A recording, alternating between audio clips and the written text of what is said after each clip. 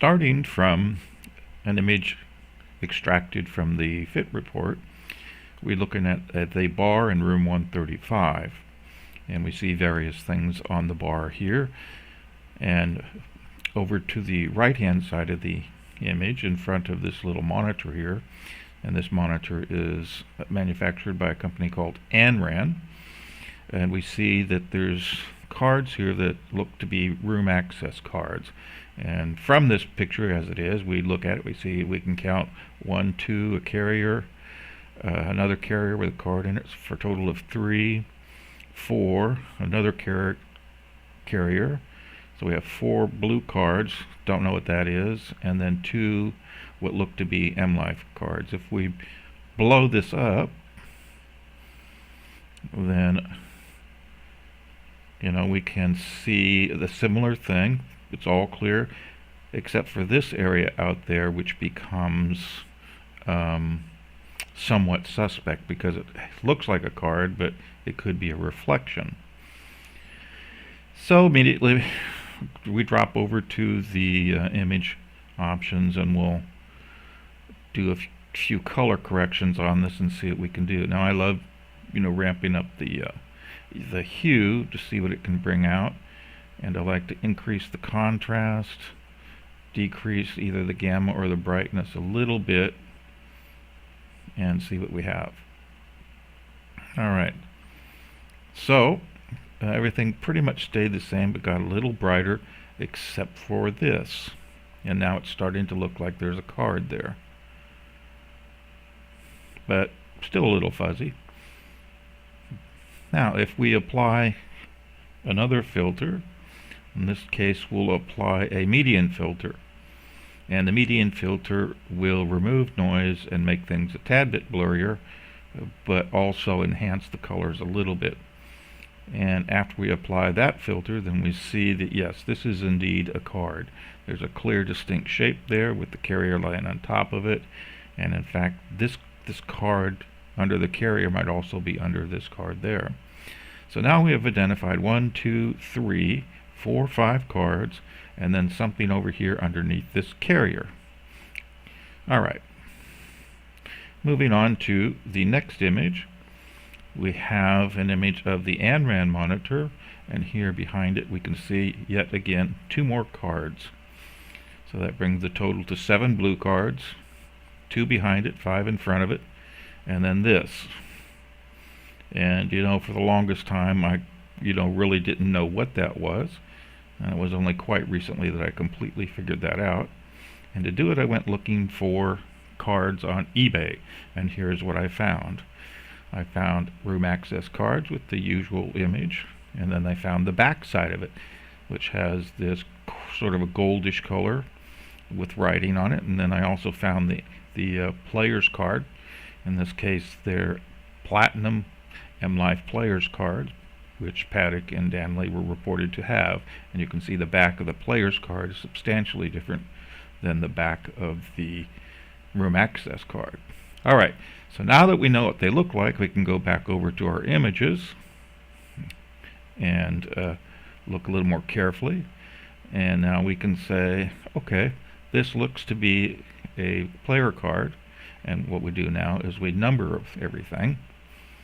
So now we have 1, 2, 3, 4, 5, 6 cards here in front of the 6 room access cards in front of the Anran monitor, and 2 M-Life players cards, and 3 carriers.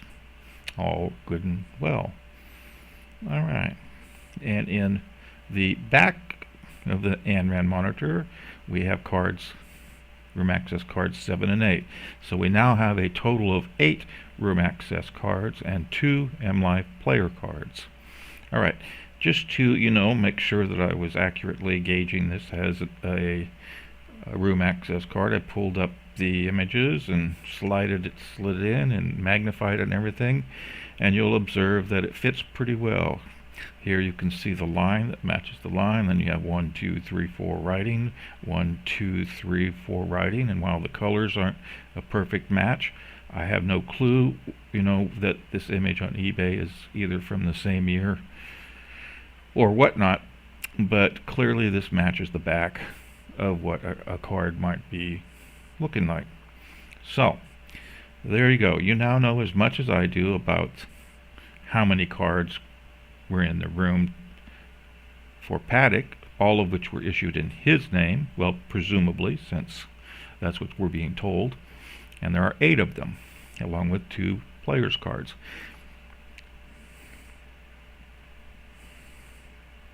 So, I did that very quickly, but that's because I've been there 100 times before.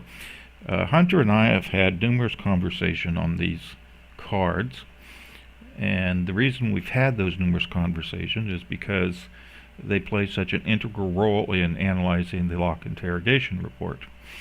And I'll be getting into that here in the next little segment. But just as an example of some of the things that I would do to look at had to do to look at these cards, I'd played all sorts of games with color and reliefs and sketching in trying to determine what these were. Here's a charcoal sketch of the cards there, both behind and in front, where you can clearly see 2 cards back there, and card there, card there, card there. So this immediately gave me an idea that there were cards behind the Anran monitor, even though I had not initially saw them.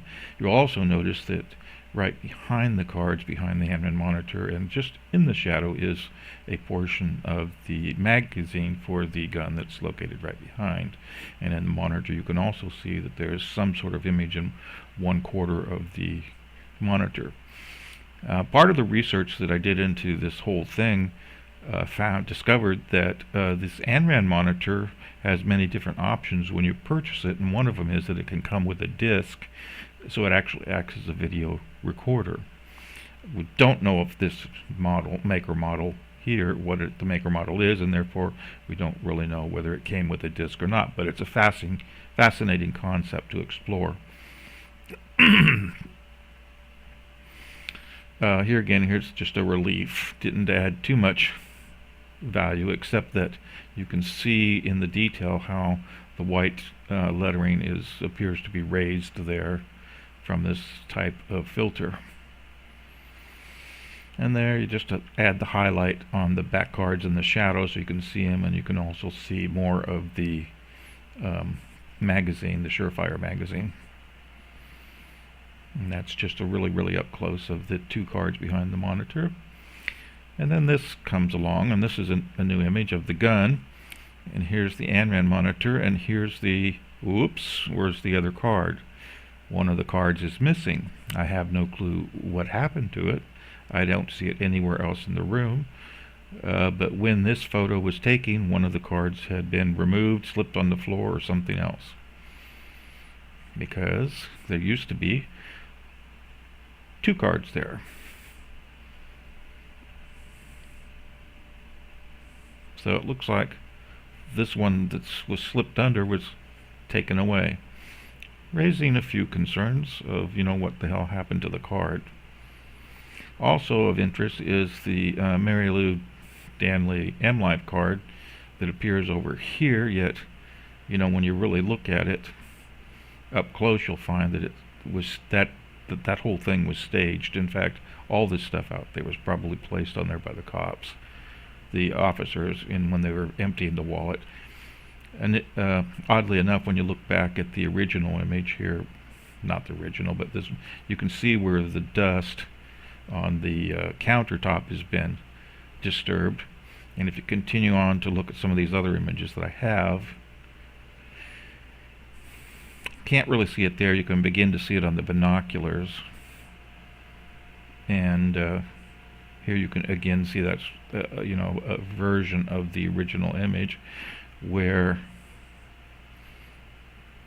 you can see the wallet that's been emptied and then stuff over in there, and as you can see, various different flavors of it all. I'm trying to get to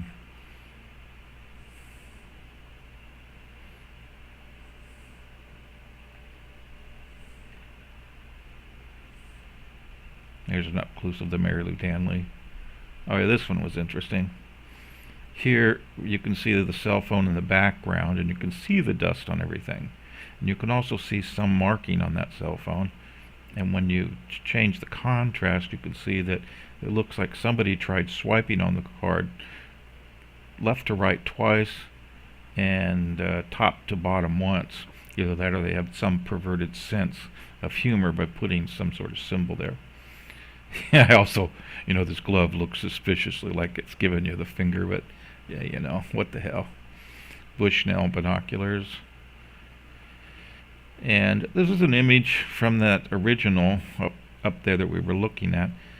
I don't see the cards there. You don't see the you see the ticket, valet ticket or whatever it was, but you don't see the two cards, the driver's license or the M-Life, supporting the concept that the M-Life and the driver's license were put there from somewhere else. Alright, that's all there is about the cards.